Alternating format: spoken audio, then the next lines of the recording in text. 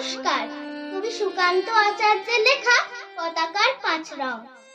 বলো তো দেখি, পতাকায় মোদের কয়টি রং আছে?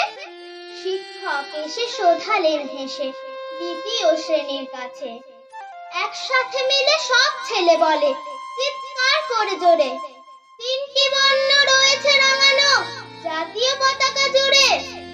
শ্রেণীর পিছনে বেঞ্চের কোণে শিশু ছিল এক বসে।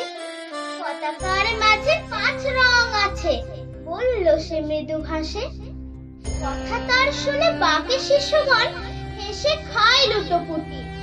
শিক্ষক রেগে বলেন হেঁকে, বোঝাও কি করে 5টি। মাথা নিচু করে ভয়ার্থ স্বরে সরল শিশুটি বলে, উপরে গেরুয়া মাঝখানে সাদা, সবুজ আছে তার তলে, আর আছে